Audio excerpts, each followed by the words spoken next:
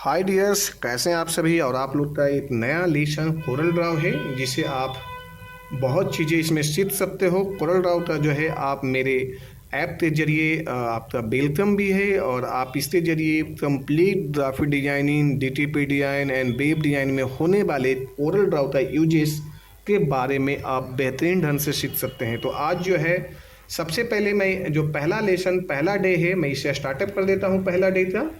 और पहले डे में आपको मैं सबसे पहले ये बता दूं कि ये कोरल ड्राव का जो पूरे के पूरे पैनल है ये कैसे किन किन हिस्सों में बटा हुआ है। सबसे पहले मैं यहाँ से हटा देता हूँ ये जितने भी टूल दिखाई दे रहे हैं। जब मैं यहाँ पे किसी भी टूल पे यदि जाने के बाद यदि राइट क्लिक करता हूँ तो ये एक लिस्ट आ रहा है, यानी चेक यानी टिक लगा हुआ है, मतलब ये प्रेजेंट है। जैसे आपका अटेंडेंस होती है प्रेजेंट तो टिक करिए, अब्सेंट तो क्रॉस करिए। तो ये प्रेजेंट यानी टिक। तो जैसे जैसे मैंने ये सभी तो हटा दिया और इसे भी हटा देता हूँ मैंने, ये देखिए। और ये कलर पैनल है, आप ये कलर पैनल को भी हटा सकते हैं, यहाँ से आगे ऑप्शन है। बट मैं आपको सबसे पहले यहाँ पे चाहता हूँ तो ये देखिए, अब मैंने यहाँ हटाना चाहे तो 1 बाय 1 करके इसे भी हटा सकते हैं। इसे फिलहाल मैं रहने देता हूँ।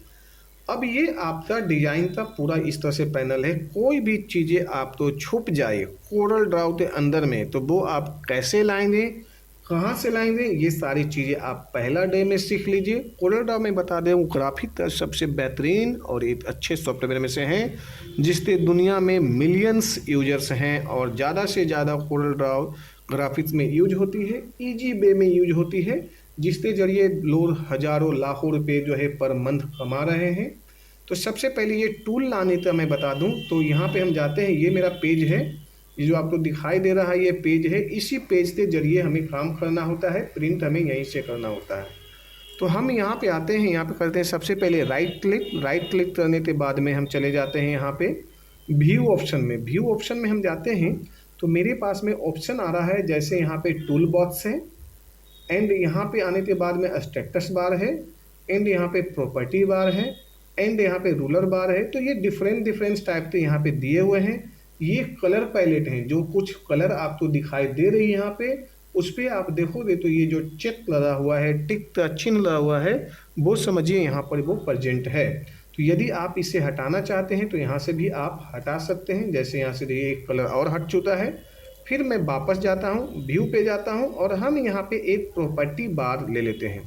प्रॉपर्टी बार टूल लेने से क्या होगा कि हमें एक यहाँ पे सबसे पहले ये जैसे ही इस पर टिक करते हैं यहाँ पे तो मेरा यहाँ पे प्रॉपर्टी के जैसा यहाँ पे मेरे पास में ऑप्शन आ गया, यानी A4 साइज है यहाँ पे। इसमें यहाँ पे जो हमारा पेज सिलेक्शन के लिए है, लैंडस्केप लेना है, प्रोटोट लेना है, साथ साथ में यहाँ पे पेज 1, पेज 2, पेज, इस तरह से जो मेरा पहला नंबर सिलेक्शन आ गया है। देन जो है दूसरा जो है मेरा ऑप्शन है यहाँ पर कि ये जो है ये हमें इस तरह से रखना है, इस तरह से मल्टी पेजेस रखना है, इंच में रखना है, साइज में रखना है। ये सारी चीज़ें मैं आपको बताऊंगा। पहले तो मैं टूल बता देता हूँ, देन दूसरा टूल अब लाना है। पहला तो मैंने प्रॉपर्टी बार में ले आया, अब मुझे दूसरा नेक्स्ट लाना है। तो इसी प्रॉपर्टी बार का जो ऑप्शन है इसी ऑप्शन पे आप जाइए और इस पर कहीं पर भी राइट क्लिक प्रेस करिए। राइट प्रेस करते हैं तो मेरे पास में आ जाता है मेन्यू बार।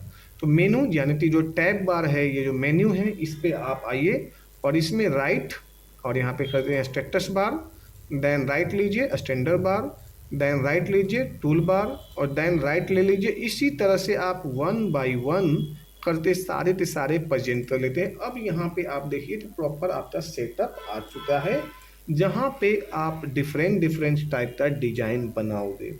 तो अब ये जो टूल मेरा पहला चीज़ हो गया। दूसरी चीज़ें ये जो रूलर बार है ये हमारा सेटअप्स हैं, वो मैं भी बताऊंगा। सबसे पहले आप रूलर में आपने देख लिया कैसे लाए जाते हैं, ये हमारे टूल्स हैं। यदि इन टूल में कुछ टूल प्रेजेंट हैं और यदि इसमें कोई टूल हट जाती है, जैसे हम सपोज करें तो इनमें से जो भी टूल यहाँ पे प्रेजेंट हैं वो सब यहाँ पे हैं, दिखाई दे रहे हैं। यदि कोई फिर भी यदि हट जाती है तो यहाँ पे जाइए, ये प्लस का चिन्ह है, ये प्लस पे दिया हुआ है add frankly use item for remove unused items, यानी जो इसमें जितने भी आइटम्स मीन्स जो टूल्स दिए हुए हैं इसे आप यूज कर सकते हैं एंड रिमूव भी कर सकते हैं बड़े इजी वे में। जैसे मैंने यहाँ पे आया और इसे जो है यहाँ पे प्लस पे चिन्ह करता हूँ तो ये यहाँ पे मेरे पास में ऑप्शन आ जाते हैं और बॉक्स हैं जब में चेक लगा हुआ है। जैसे जैसे सब में चेक लगा हुआ है ये सब उपलब्ध हैं।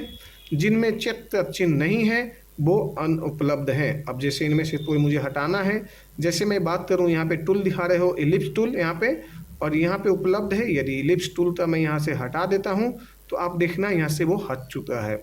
यदि मुझे चेक करना है तो यहाँ पे देखना ये वापस आ चुका है। यहाँ पे जब दबाव दे तो यहाँ पे वापस आ चुका है। तो इस तरह से ये जो है कंप्लीट टूल का प्रेजेंटेशन है। इसी तरह से ये हमारे और भी जो है टूल है, जब हम कोई टूल लेते हैं तो वो कैसे यूज होता है ये मैं बताऊंगा। सपोज ये प्रॉपर्टी बार इसलिए दिया हुआ है कि जब भी हम यहाँ पे टूल लेते हैं, कोई भी टूल यानी यूज करते हैं और कोई भी डिजाइन बनाते हैं, तो उसका पूरा डिटेल्स जो है हमारा ये प्रॉपर्टी बार में आ जाता है। यानी इसकी जो पूरी हिस्ट्री या इसकी जो व्यवस्थाएं, इसका या इसका अवतात बोल सकते हो, ये यहाँ पे दिखाई दे रही है। जैसे मान ले जाए हमने सपोज करो यहाँ पे लिया ये टूल रेक्टेंगल टूल।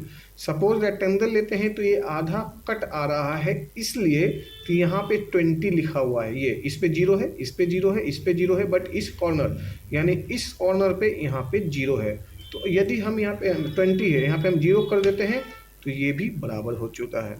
यदि हम चाहते हैं इसे कॉर्नर में लाना, तो आप या तो चारों पे कॉर्नर दीजिए, या यहाँ पर भी आप एक बनाते हो तो सभी बनते हैं। यदि इधर हम लेते हैं तो सभी पे इस तरह से आते चले जाते हैं। यदि यहाँ लेते हैं तो सब पे आ रहा है, इस पे लेते हैं तो ये कंप्लीट होती है। यानी इस तरह से आप कोई भी डिजाइन यहाँ पे चेंज कर सकते हो। तो ये तो मेरा इंट्रोडक्शन था, सबसे पहले टूल लाने और हटाने का, रिमूव यदि आपसे कोई मूव हो जाता है तो कैसे करेंगे, ये पहला मेरा ऑप्शन था। देन अब नेक्स्ट वीडियो में नेक्स्ट टूल पे जाते हैं, मैं आपको नेक्स्ट वीडियो पे चेक करिए, सारे चीज़ आपको मिल जाएगा। Thank you so much.